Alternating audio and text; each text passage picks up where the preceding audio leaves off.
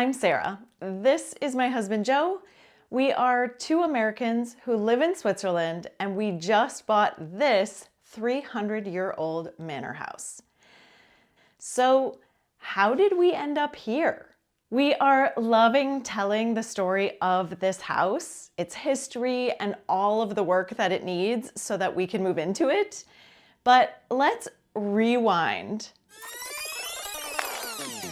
and tell you a little bit about how we got here in the first place.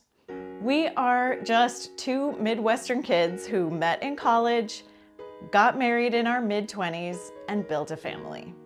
We have 3 kids and 2 very different careers. We both love to travel and explore, to grow and to push our comfort zones. So when Joe had the opportunity to spend a year in Switzerland as part of his training, we packed up the family and headed overseas.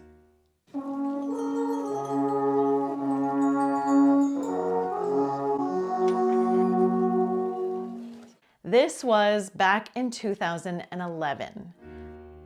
Our kids were small, Joe dove into his training and work, and I stayed home and took care of everything else. Since we didn't have a car for that whole year, it included grocery shopping on a bike with a toddler, planning and executing outings with the kids both in our local area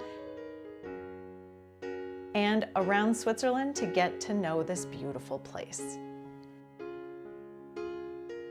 Since I'm a content creator at heart, I also kept a blog, which was all the rage back in 2011. And afterwards, we had the blog turned into this lovely coffee table book as a keepsake of our year in Switzerland. It was simultaneously both the best and one of the most challenging times for our family.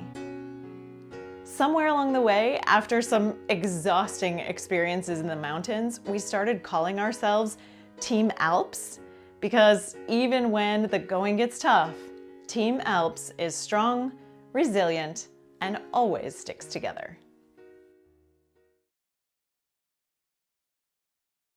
When that year was over, we went back to the Midwest and spent a decade being a normal American family. We moved to the suburbs and the kids grew into typical teenagers. We got our first puppy, Rubi, who is a Bernese mountain dog. This is a very traditional Swiss breed of dog, and she immediately captured all of our hearts. This is just 30 seconds of gratuitous puppy footage because I just couldn't help myself. Hi, pretty. Hey, pretty girl.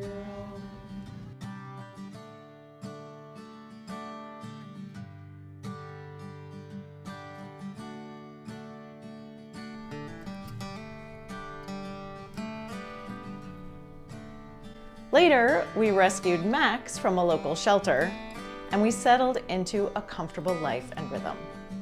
Max has a ton of energy. He and Ruby are so different from one another, but they grew to be like siblings who, while they are very different, still love each other. They became best buds, and Max found a spot in our hearts as well. There came a point where we were ready to stretch that comfort zone again, to look for our next phase. Joe had always kept up with his colleagues and connections in Switzerland, and so when a job became available, we couldn't turn it down. We sold the majority of our personal belongings. We packed up everything else, including the dogs, flew across the ocean, and started over again. This time, we landed here with no end date and the intention to build a life here. We had teenagers and dogs. We didn't speak the languages very well. We moved into an apartment as a temporary option, but we didn't have a car or any furniture at first. Such a big change can be a bit destabilizing, particularly in the beginning.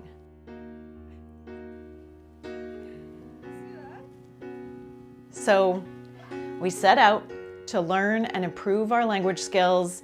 We enrolled the kids in school, focused on our careers, and tried to build community.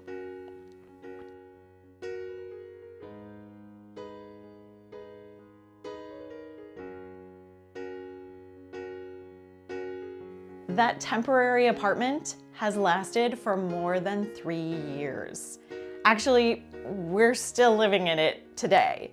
It's near a train station and it has served us very well, but we do have to take the dogs, 2 big dogs, up and down the elevators several times a day for them to go outside. We don't have space for our family and friends when they come to visit us. And after a while, it was just time to start looking for a home.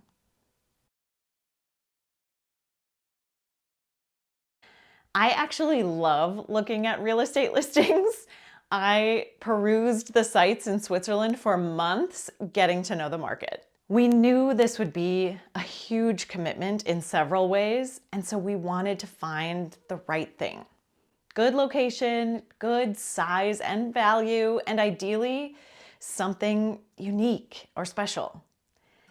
When I first saw the listing for this house, I honestly wasn't sure what to make of it. As I showcased in one of my other videos, it really was a dream house in so many ways, in a kind of nightmarish condition.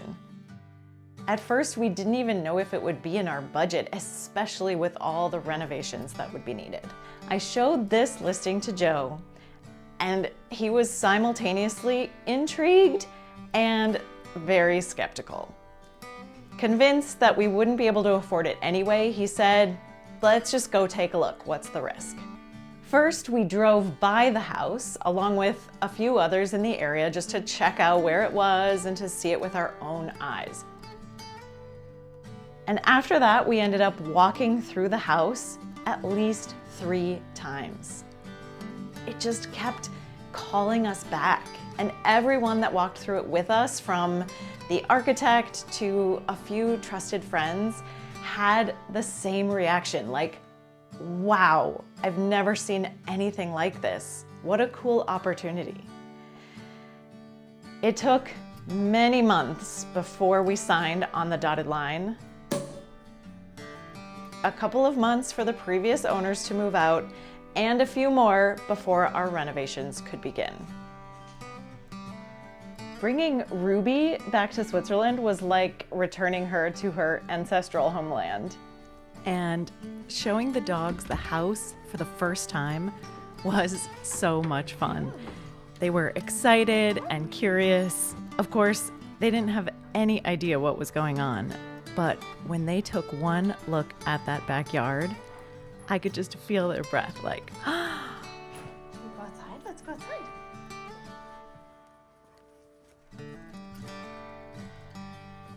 The backyard is their new favorite place, and soon it will be their home.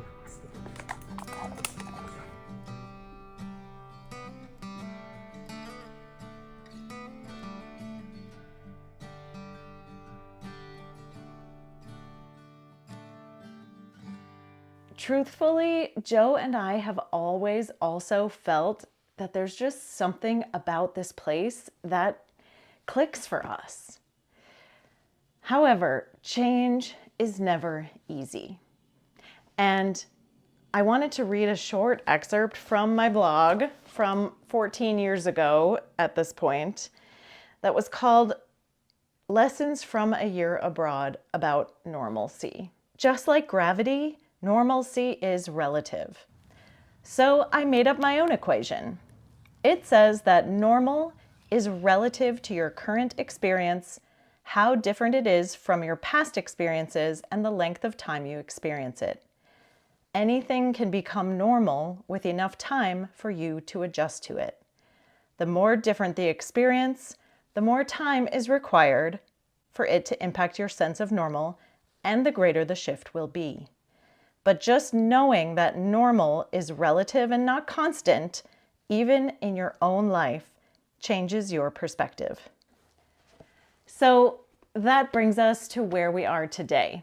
We're excited to continue to share our journey with the house and where we're headed from here. So we hope you'll subscribe and follow along to see what happens next on our Manor House project.